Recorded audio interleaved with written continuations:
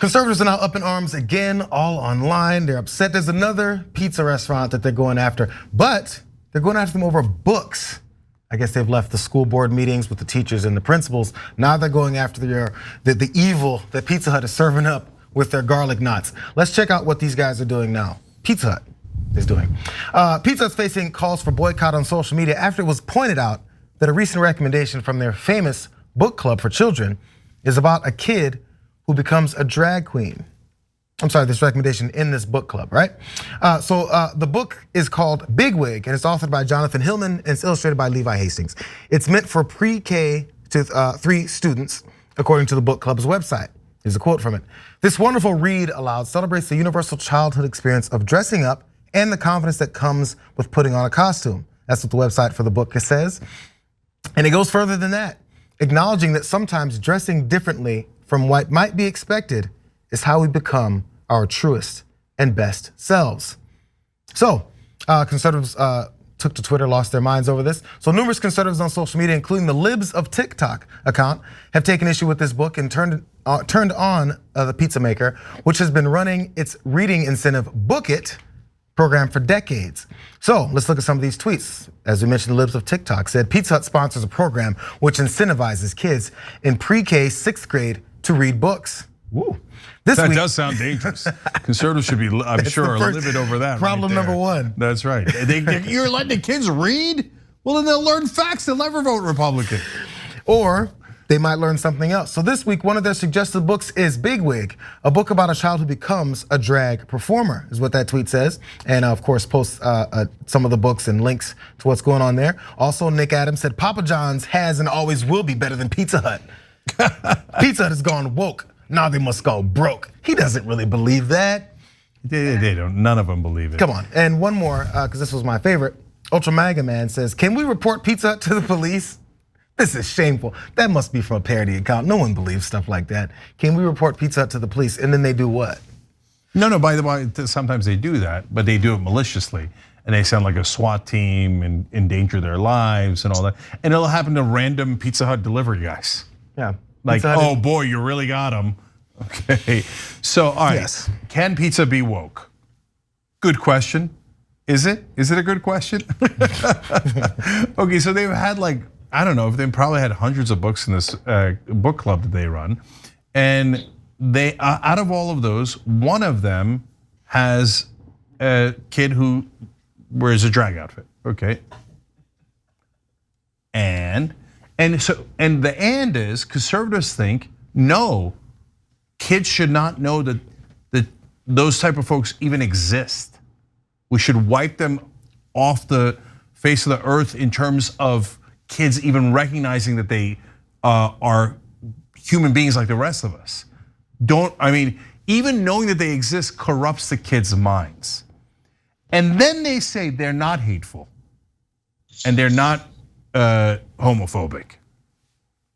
Well, you can't say, I think you're so evil that a kid even finding out about you is going to corrupt the kid. And no, I don't hate you. No, you obviously hate them. So why don't you just be honest for the first time in your lives? So they're the party of hate. There's absolutely no question about it. And in fact, then people will respond to this video and be like, I hate you. Okay, well, all right, okay. And I have the right to hate trans people, freedom of speech, but I don't hate them. No, you do. And this is drag queen, not trans necessarily. And guys, so have I read books like this to my kids when they were growing up? Yeah, you know why? Because I wanted to have them to have a variety of different people, like to hear about a different variety of people. I also read them books about different cultures, right? Ones that are not their own, because they exist on the planet, and I don't want them becoming a teenager or however old they are and go, oh my God, there's other people on the planet? Oh, I didn't know that, holy cow. Yeah, and by the way, and it's also possible that your kids might be somewhere on this, the spectrum of sexuality. That's not possible, it's a fact. They're somewhere on there, right? And if you tell them, oh, that's really mad and evil, that's a terrible thing to do to your kid. But they don't have a conscience about that at all. So the only part that I'm not animated about here is the so-called boycott. Oh my God. The percentage of these conservative boycotts that work is Zero. None of them ever work. And in fact, most of the time, sales go up and not down. Nike's the best example. They're like, Colin Kaepernick in an ad, how dare you? They burned all their Nikes. Nike stock later, based on how much sales went up, their market cap went up $6 billion. I don't know if they sent Fox News a thank you note, but Pizza Hut might be next. Oh, right wingers are saying buy Papa John's. Tell everybody, sales will go up at Pizza Hut. Okay, Amy, what do you say about this serious issue?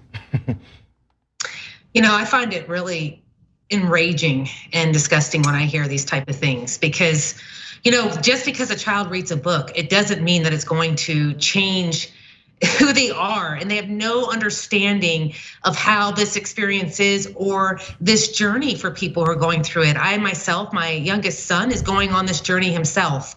And not only is it, based on ignorance, thinking that your child's going to read a book and somehow that's going to change their sexuality or influence that in any way, it also turns their kids into being very bigoted themselves, unfortunately. And it creates that environment that fosters that, to the point that, I have had many times my son come home and he's been called just horrendous names, mocked, teased.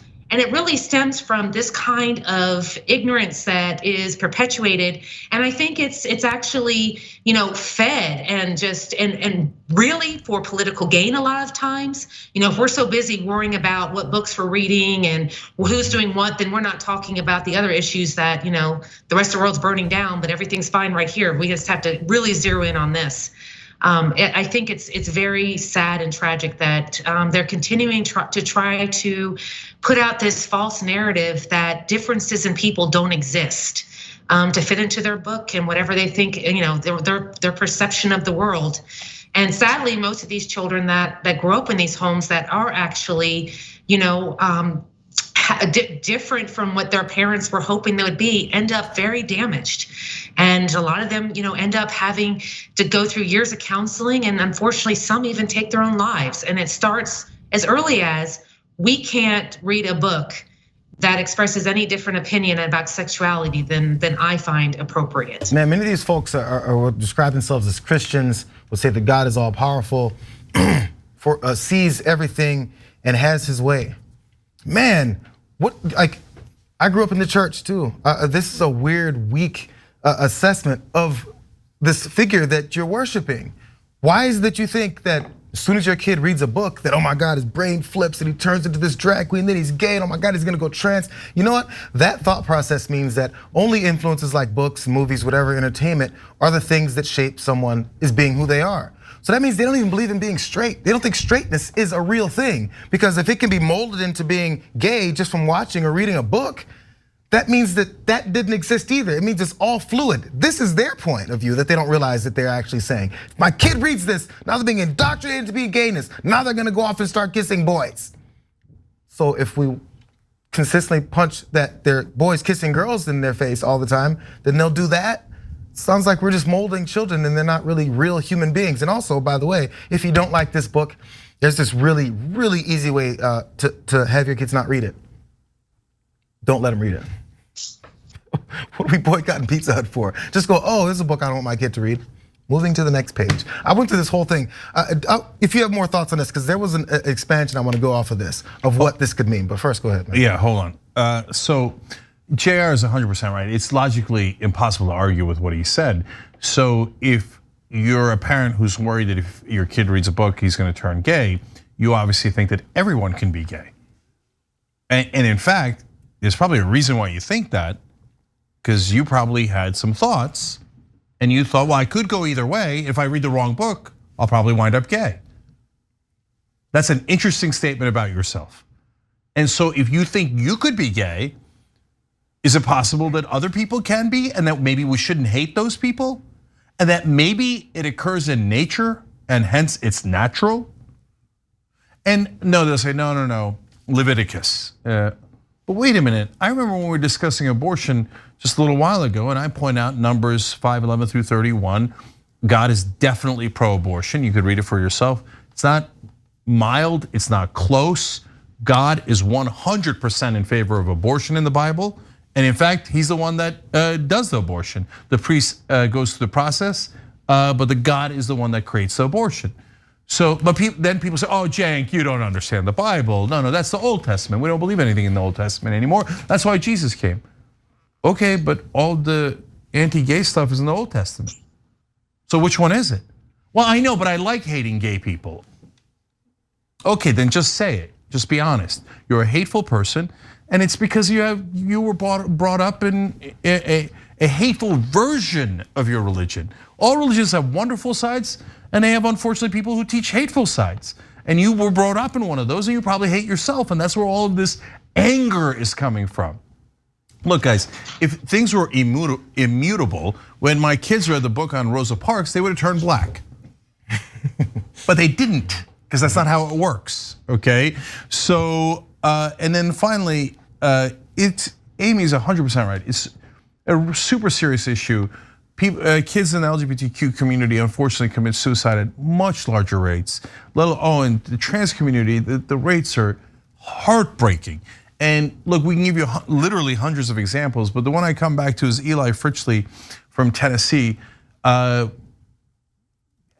it just was so heartbreaking. He's 12 years old, and all the kids in his school in Tennessee made fun of him because he wore SpongeBob SquarePants stuff until he was 12, and he dressed, in their mind, he dressed funny, and they kept calling him gay. And in his case, he was. But they kept saying, you're evil, you're immoral, God hates you, until he believed it. And he was worried that God hated him, and he committed suicide as a 12-year-old. And if you're the guys that are driving 12-year-olds to do that, the kid isn't evil or immoral, you are. It's ridiculous. Yeah, and the hypocrisy and the cherry picking. If you really wanted to get into the Bible and talk about it, it says that if you long after a woman lustingly, you've committed adultery in your heart. And what is the penance for committing adultery? Like death, not inheriting God's kingdom. And so I wonder how many of them watch porn. I don't know. So how many do we see of them watching and hearing about it and being arrested for it, like the Duggars? So it's all ridiculous. It's just to fit their narrative and their comfort level, what they choose to concentrate on. Yeah, the percentage of them watching porn, now the new right is against porn, and Ben Shapiro's wrote a whole book against porn. Approximately 212% of his audience watches porn, and lusting after women or men. That's literally 100% of the right wing. And if they actually believe the Bible, they would all be put to death. That's insane. But yet, when it comes to hating gay people, they're like, that one, we like that one. That's the one we're gonna focus on, okay? Forget the pro-abortion stuff, forget the lusting after women, we love doing that, and sometimes men, okay? But if someone is outwardly gay, that's the villain. No, if you're bullying 12-year-olds, you're the goddamn villain. Which portion of the country consumes porn the most, DJ?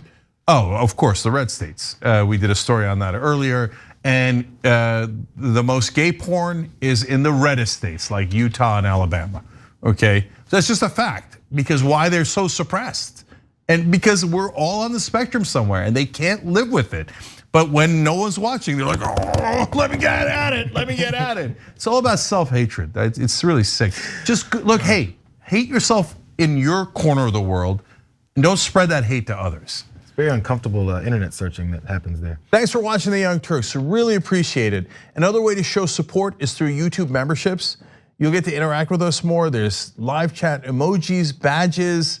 You've got emojis of me, Anna, John, JR. So those are super fun. But you also get playback of our exclusive member-only shows and specials right after they air. So all of that, all you gotta do is click that join button right underneath the video. Thank you.